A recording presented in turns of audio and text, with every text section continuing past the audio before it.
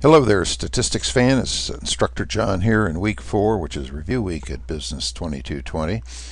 Today I'm going to do two problems just as a way of review. Material we've covered before, and of course the assignments and the discussion will cover no new material either. So the purpose of this week, and I think it's really important, is to make sure everyone is up to speed.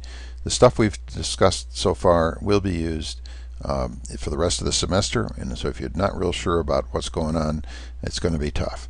We'll have a couple more checkpoint reviews as we go through the semester. Again, the purpose is to provide some soak time so that you and I and everyone has a chance to make sure that this is really sinking in. Okay, the problem I've selected for this first video is problem 267 on page 89. We're given the J.D. Power 2006 initial quality survey data study performed by J.D. Power is who has the highest quality product in the market these days. And you can see on the left-hand side of the screen, I've put forth the data that is printed in the textbook. The problem we have here is that it's rated in terms of balls: 3 balls, 2 balls, 1 ball.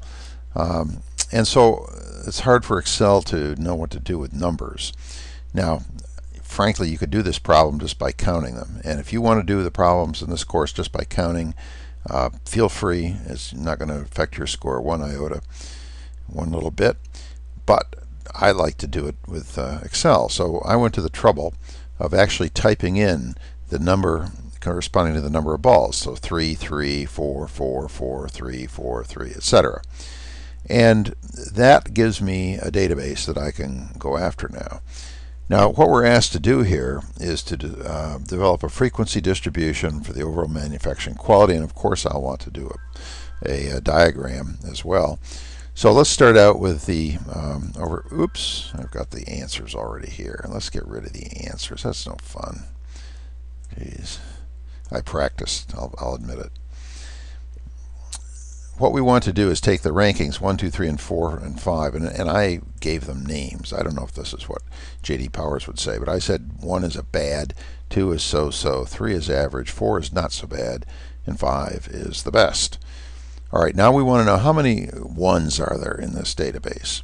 Well, again, you can go scan your eye down this list here, and I'll just scroll down. You can see, guess what? There are no 1s in the list. No one has really bad quality. But let's do it the COUNTIF way.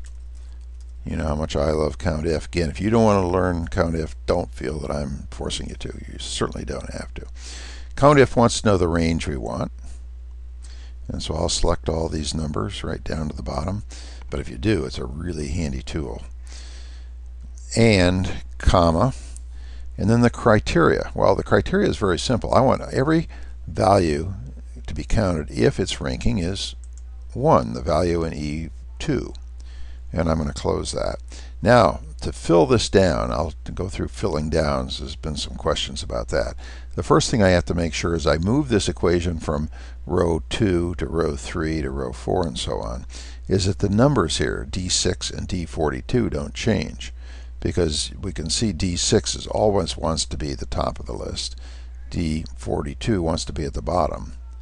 So I'll start with D6 and D42 and put dollar signs in front of them, and then I'll just hit enter, and sure enough there are none.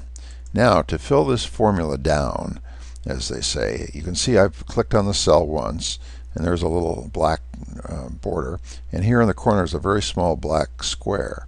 I click and drag down as far as I want to go, and presto, there are the answers. 9 2s, 23, 7 not so bads, and 1 best. So we can add those up if we wish. So actually, I'm going to go over here. You can't. Well, I'll move over so you can see it.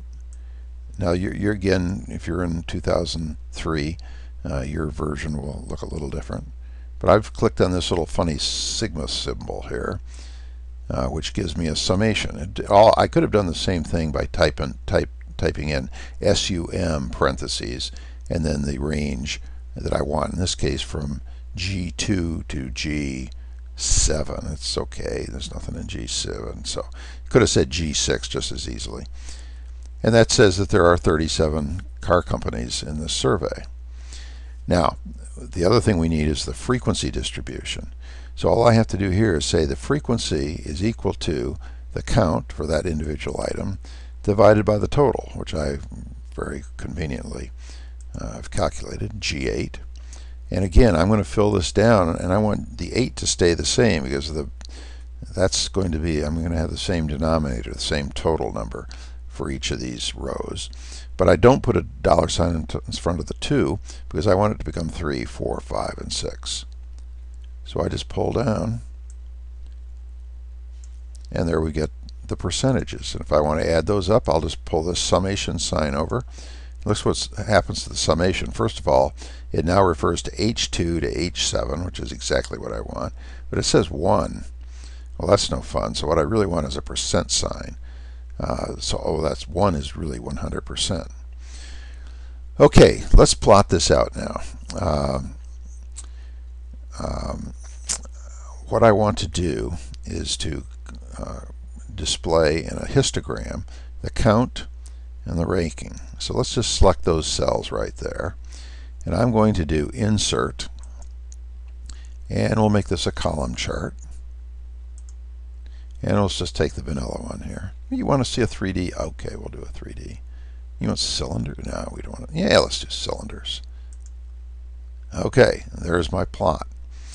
And you can see that the bad, so-so, average, and not so bad and best, the words came along, which is really nice. So if I select the words along with the range, Excel is smart enough to put things in the right spot. I don't know why it has this series 1 over here. I'm going to get rid of that. There. And there's our, oh, you can't quite see all of the chart. Let me pull it over here. There's our chart. Now, isn't that simple? If I want to do the percents, let's do the percents. I'll kill this one. I'm just going to do the percents. Now, I can't really get the bads because they're not right next to the percents. So let's do like that. And I'll do insert. And again, if you have 2003, you probably by now know how to insert a column chart. It's similar but different. And we'll do just the regular one this time.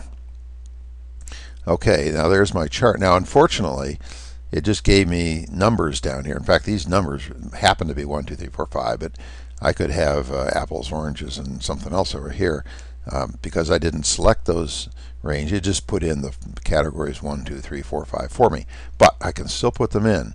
I'm going to right-click on this chart anywhere. Here we are. And I'm going to go down to Select Data. This is a good trick to know. I'll bring this over. Select data, and now it wants to know what the horizontal category axis is going to be. And right now it again is just plugged in numbers 1, 2, 3, 4, 5. Well, I'm going to click on Edit, and it says, oh yeah, what do you want for range, for labels? Well, I'm going to put in over here. You can see how I'm selecting the words, and I click OK, and OK again, and sure enough the words are in there. Now I'm presented with percentages, so average is over 50%. And not so best is only far less than 10. We know that's 3%. Okay, that's it. Nothing to it. We'll go on in video B and do the next problem.